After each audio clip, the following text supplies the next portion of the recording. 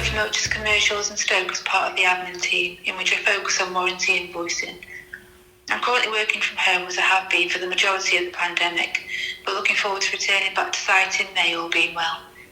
I started working for Motus in June 2018, still a part of the same team, but invoicing retail, changing my role in August last year as the opportunity was there to expand on my experiences and knowledge. I was asked to put something together for this podcast by Emma, with the focus being self-esteem, which I was absolutely thrilled to do, as any positivity boost for anyone, and I'm right there, 100%. I'm very transparent about my current issues with mental health and wellness, and will happily talk to anyone about it in a bid to help where I can. With the initial excitement about being asked to get involved, I sat and thought about different aspects of the topic, but automatically questioned myself. Am I the right person for this? Are my experiences valid enough to share? Am I worthy for people to listen to? Am I interesting and relevant? And those questions are exactly why I'm doing this podcast. They show lack of self-esteem, something which I think all of us have within us. But for me, it's something I've been working hard on during lockdown. I'm currently having CBT sessions to help me on my journey of self-discovery and wellness, and I'm very happy to share my experiences of my journey so far. So, what is self-esteem? Using a well-known search engine to quote, self-esteem is an individual's subjective evaluation of their own worth. Self-esteem encompasses beliefs about oneself. For example, am I good enough? Am I loved? Am I a good person? So, in layman's terms, it's confidence of your own worth or abilities. I identified my own lack of self-esteem and lack of confidence a long time ago. The reasons behind it are becoming clearer as I continue on my journey of self-improvement, but most importantly, I recognised that I could not carry on and that I needed to help myself. So I set myself a plan, with no set time scale in mind, as these things cannot be rushed, but a goal was set, and to be honest, I was petrified. The first thing that I did was identify that I had to change my appearance. Now I know that beauty is only skin deep, but I'd become so used to who I saw in the mirror, and I became so numb to how I looked to everyone else.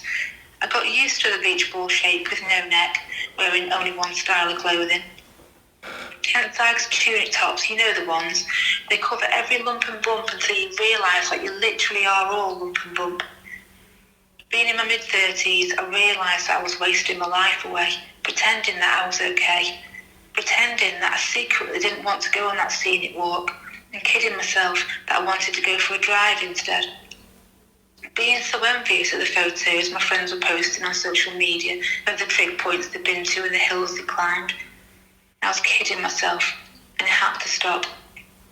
I was slowly killing myself.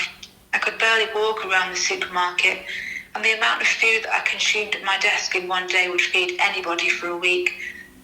I was, and still am, a food addict. I compare myself to an alcoholic, someone whose relationship with a substance is a journey. The addiction never goes away, but for me, not alcohol, with food. So I turned my addiction of sugary, fatty foods to one of discovering new foods and colourful plates of healthy goodness, in turn helping myself on my journey of wellness. So where did my journey begin? The turning point for me was when my husband and I received our wedding photos back after our wedding in December 2019. Some of you may know Chris. He delivers and collects parts in his little van working in the parts department here in Stoke. Our wedding was small and intimate. We had 23 guests and one VIP, my beautiful Furby buddy, my lockdown pal. Unfortunately, there was nothing small and intimate about me on the photos. When I opened up the package, I cried. I caught flies. I was in shock at how much my physical presence overtook everything and everyone on the pictures. They say that a bride and groom should be the centre of attention on their big day. Well, yes, I can safely say that on my own I personally achieved that, but for all of the wrong reasons. I quite literally spilled out of my plus-size wedding dress.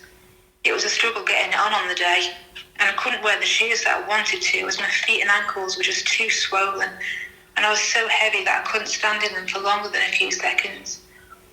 So I opted for a pair of beige pumps. The awful beige pumps featured on the photos as I stepped out of the car. Not so much the grand entrance that I dreamed of, beige in colour and beige in style, not the look I'd hoped for at all. On all of the photos featured my double, triple, quadruple chin. Any chin you can think of, but definitely no neck. I'd made a conscious effort to lift my chin on the day, in the hope that there would be one photo that I would be happy with. I failed miserably, failed to achieve the Pinterest-worthy photos, despite having the best photographer that we could afford. On the day, he couldn't perform the task I'd set for him. He couldn't perform a miracle and make me into the slimmer self that I'd always dreamed of being. The only person who could do that was me. Chris and I were burgled at home 7 days after the wedding, which shunted my emotional state even further into the depths of somewhere I didn't think I could drag myself out from. Our curtains were shut at home for the whole of the Christmas period, and I was mourning for the items of sentimental value that had been taken. The images of the burglars in our home consumed me, and also because I needed time to hide away, to figure out a plan of how to turn my life around. I was a complete mess. My mum, bless her, she'd never really said anything significant to me about my weight, apart from when my wedding dress was super tight, and she commented, "Oh, Lindsey," and I knew exactly what she meant. But over the Christmas period, she showed me a leaflet that had popped through the door for a Slimming World group a few miles up the road. My mum lives back in Cheshire where I grew up, but the leaflet was for a group based between our locations. And seeing as a consultant had lost a significant amount of weight herself, I could see that my task ahead could be achieved, and it was possible to do.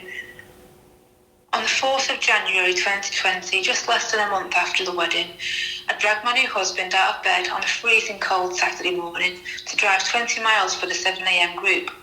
We walked in and paid attention to every word, and we took it so seriously.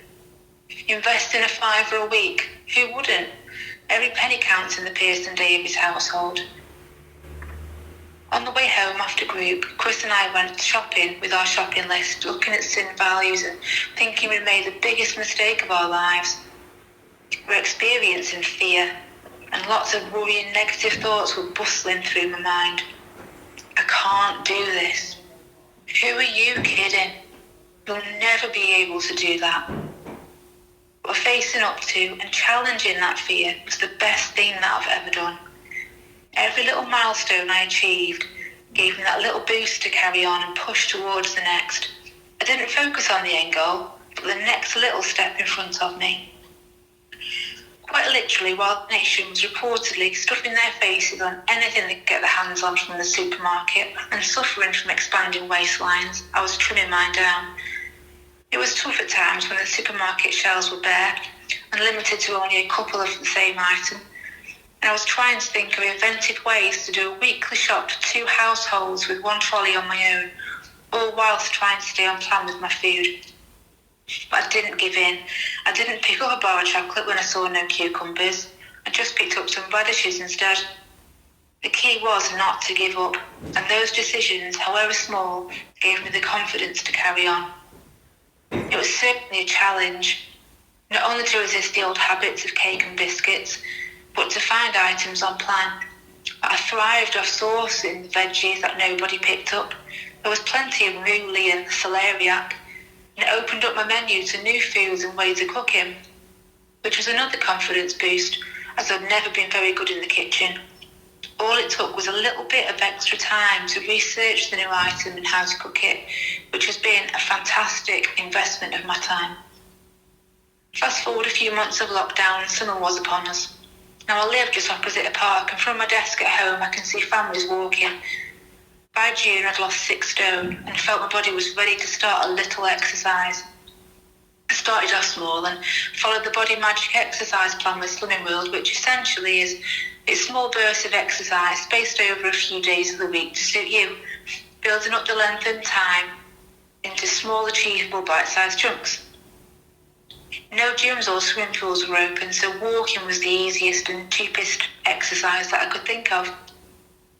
I slowly built up a 5-minute walk to an hour's walk in just a couple of months, and when we returned to work for a short period in the summer, I was walking a 5-mile circular route before we started work. All of that from little old me, who refused to walk the 0.3 miles from my front door to the work gate. Walking to work and seeing faces I hadn't seen for months was wonderful. A feeling that I'm looking forward to again in a few weeks. I was nervous for the first time about my new appearance, a project that is still much in progress, but I was nervous about how people might react to the changes in me. Losing weight isn't the only part of my wellness journey, but I had to start somewhere, and for me it was the biggest obstacle in my life. I always have been big. I was a chubby child, a podgy teenager, and a plump adult. I've lost 11 stone, 4.5 pounds, reducing my size from a plus size 32 to a Marks and Spencer size 12 to 14. Still on the boundary of overweight if you're using the BMI scale, but for me this is healthy. And I feel so happy that my body is able to do the smaller things that I could never do before. I can comfortably tie my shoelaces and wrap myself in a bath towel, whereas not even a bath sheet would come close before. I don't need a seatbelt extender, and I can get in and out of your car in your average car park space. I can shop for clothes in a high street shop. I can mingle in a crowd. I can sit in a bathtub, and I even fit in my office chair. The list is endless. But as I said, weight loss is only the start to feeling better about myself. I can now look at myself and feel proud that I've given myself the chance to live a full life, a healthier life. I've opened up endless opportunities of experiences that I never would have given a second thought to previously. And each of these are new challenges that will build my confidence and self-esteem in the future. I knew that my mental health wellness needed the help of a professional, as my causes run right back to childhood and are so deep-rooted. But all of the things I have done so far have helped me to tick those boxes on my list, and I will keep chipping away and working hard to feel more confident about my decisions and choices for the future. My goal is to believe in myself, and this is what is most important. If I was to summarise how I have tackled my task of mental health, wellness and self-esteem, I would definitely say acceptance of how you're feeling is the most important thing. This helps you to identify what you can do to help yourself, to help identify the causes. Following this, you can then build your confidence and self-esteem by chipping away at that list you've made, making smaller changes, achievable ones, and being consistent with the changes will help you to achieve your goals. So on my journey so far, I have learned to feed my body healthy food, exercise my body little and often, look after my mental health by seeking professional help, talking about how I feel, championing those small daily victories, sharing a smile, and chopping bigger tasks into smaller chunks. But the most important thing of all is to talk to yourself like you would to someone that you love.